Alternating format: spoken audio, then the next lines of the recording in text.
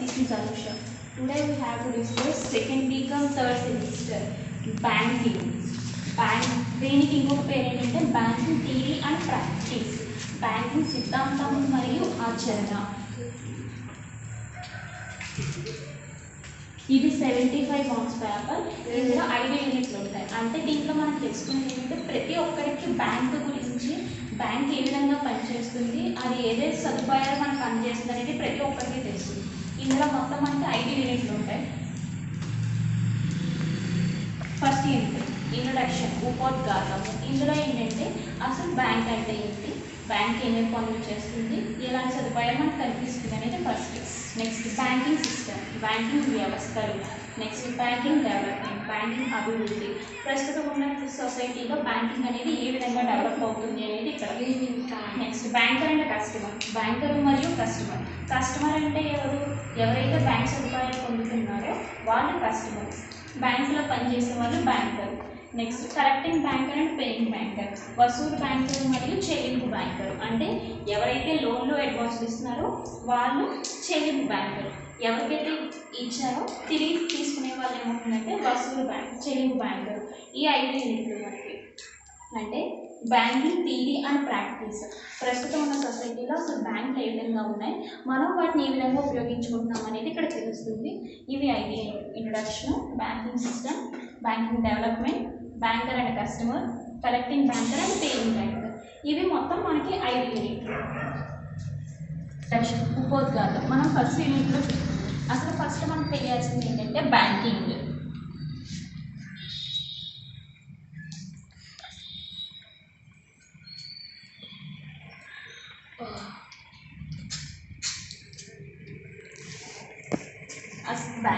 బ్యాంకులు ఏంటంటే ఆర్థిక సంస్థలు, అంటే ద్రవ్యానికి సంబంధించి బ్యాంకులో చేసే ప్రతి పని కూడా డబ్బుకు సంబంధించి ఉంటాయి. ఇప్పుడు మనందరికీ తెలుసు, ప్రతి ఒక్కరికి బ్యాంకులో అకౌంట్ ఉంటుంది. అందులో మనం డబ్బులు దాచుకోవచ్చు, లేదంటే అప్పుగా తెచ్చుకోవచ్చు, ఫిక్స్డ్ డిపాజిట్ చేసుకోవచ్చు, వడ్డీ తెచ్చుకోవచ్చు, బంగారం పెట్టి తెచ్చుకోవచ్చు. ఇలా ప్రతి దానికి కూడా మనం బ్యాంకు మీద ప్రతి ఒక్కరూ డిపెండ్ అవుతున్నాం.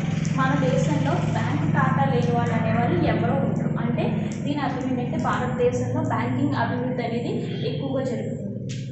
మనకి మెయిన్ ఏంటంటే ఆర్బీఐ,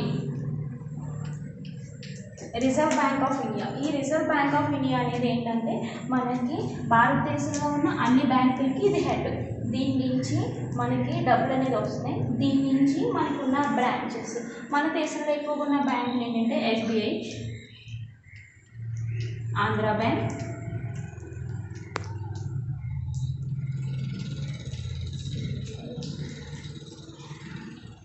హెచ్డిఎఫ్సి ఫర్ ఎగ్జాంపుల్. ఈ బ్యాంక్స్ ఉన్నాయి. అంటే ప్రతి ఒక్కరు భారతదేశంలో, మన దేశంలో ఉన్న ప్రతి ఒక్కరు ఇందులో ఏదో ఒక బ్యాంకులో అకౌంట్ హోల్డర్స్, అంటే ఖాతాదారులు అనేది ఉన్నారు. వీళ్ళు ఏం చేస్తున్నారంటే వాళ్ళ దగ్గర ఉన్న చిన్న చిన్న మొత్తాలని బ్యాంకులో వేసుకోవడం వల్ల ఏముందంటే బ్యాంకు వాళ్ళు వడ్డీ అనేది ఇస్తున్నారు. అంటే దాని అర్థం ఏంటంటే బ్యాంకులో మనం డబ్బులు వేసుకుంటే అది సేఫ్టీ ఉంటుంది అని అర్థం.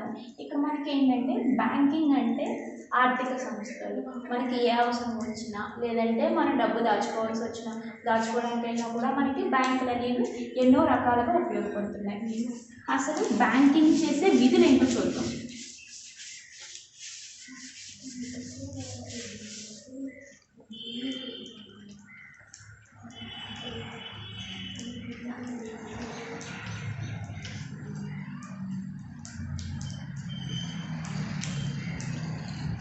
బ్యాంకింగ్ ఫంక్షన్స్ ఇవి కంప్లీట్గా 2 రకాలు.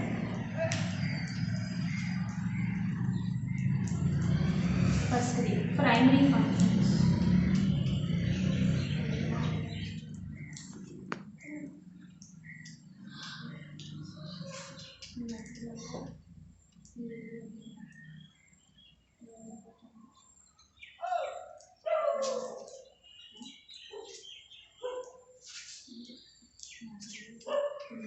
Next secondary functions.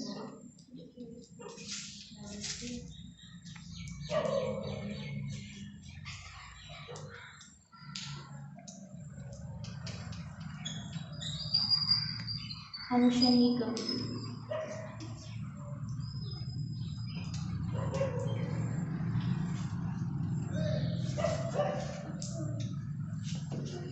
బ్యాంకులు ప్రధానంగా ఏంటంటే 2 రకాల విధులు అనేది నిర్వహిస్తాయి. ఫస్ట్ది ప్రైమరీ ఫంక్షన్స్, ప్రాథమిక విధులు.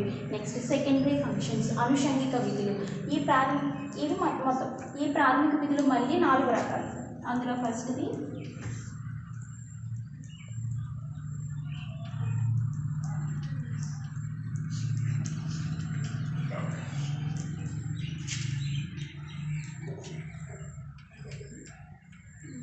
యాక్సెప్టింగ్ డిపాజిట్స్, డిపాజిట్ల స్వీకరణ.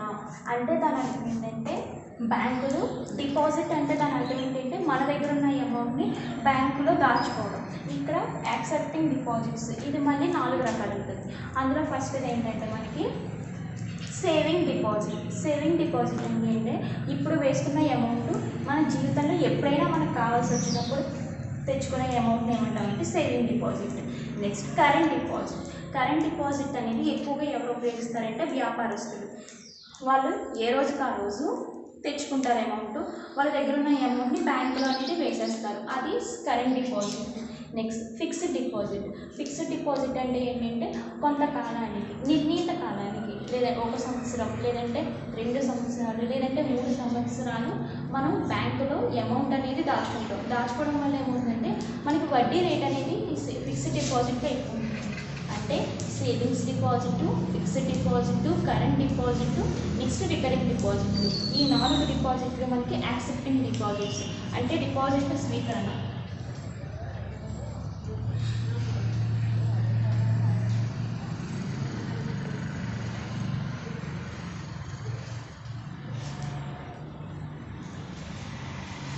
ఇవి మనకి డిపాజిట్స్.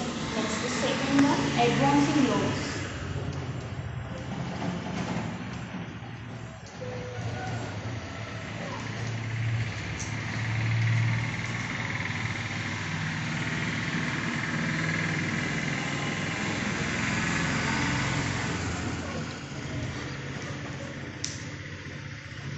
రుణాలు మంజూరు. ఫస్ట్ది మనకి ఏంటంటే మన దగ్గర ఉన్న డబ్బుని బ్యాంకులో దాచుకునే విధానం. నెక్స్ట్ సెకండ్ వన్ ఏంటి, బ్యాంకులు మన అవసరానికి తగ్గట్టుగా డబ్బు అనేది ఇస్తుంది. ఇందులో మనకి ఏంటంటే main important over draft. Over draft అంటే ఏంటంటే కొన్నిసార్లు బ్యాంక్ హోల్డర్ అంటే ఖాతాదారుడు ఎవరైనా ఉన్నారో అతనికి తన అకౌంట్లో ఉన్న డబ్బు కంటే ఎక్కువ డబ్బు కావాల్సి వస్తుంది. అలాంటప్పుడు ఏం చేస్తుందంటే బ్యాంకు తనకి ఎంతైతే కావాలో అంత మొత్తాన్ని ఇస్తుంది. దాన్ని ఏమంటారంటే over draft. Next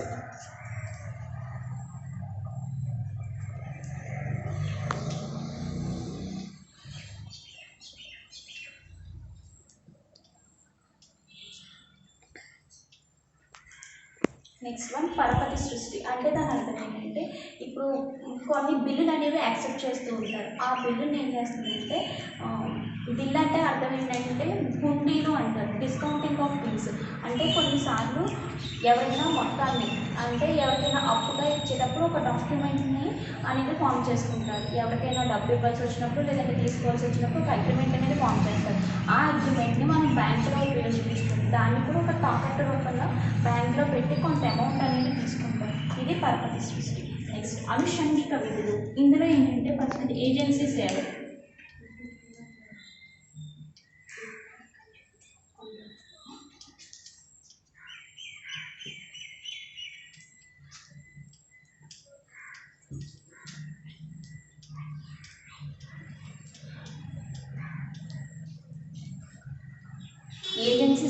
agency services అంటే దాని అర్థం ఏంటంటే బ్యాంకులో ఎవరైతే అకౌంట్ ఓపెన్ చేసుకున్నారో ఆ ఖాతాదారులకి ఏటీఎం కార్డు ఫెసిలిటీ ఇవ్వడం, లేదంటే చెక్ బుక్లు ఇవ్వడం, లేదంటే పర్యాటక అంటే టూర్స్ చెక్స్. ఎక్కడికైనా మనం వెళ్ళేటప్పుడు డబ్బులు తీసుకెళ్ళడానికి భయం వేసినప్పుడు మనం ఏ ప్లేస్కి అయితే వెళ్ళామో ఆ ప్లేస్కి వెళ్ళిన తర్వాత మనం అక్కడ బ్యాంకు నుంచి కొంత అమౌంట్ అనేది తీసుకోవడం. ఇలాంటి సర్వీసెస్ అని అనుషంగిక విధులు. అంటే మనం ఎక్కడికి వెళ్ళినా మన బ్యాంకు సేవలను ఉపయోగించుకునే విధంగా ఇది ఉపయోగిస్తుంది. అంటే ఫస్ట్ బ్యాంకు కంప్లీట్గా చేసేది ప్రైమరీ ఫంక్షన్స్, సెకండరీ ఫంక్షన్స్. ప్రాథమిక విధులు, సెకండ్ వన్ అనుషంగిక విధులు. ప్రాథమిక విధుల్లో ఏమేమి ఉన్నాయి, యాక్సెప్టింగ్ డిపాజిట్ల స్వీకరణ. అంటే మన దగ్గర ఉన్న డబ్బుని మనం బ్యాంకులో దాచుకునే విధంగా ఉపయోగపడుతుంది.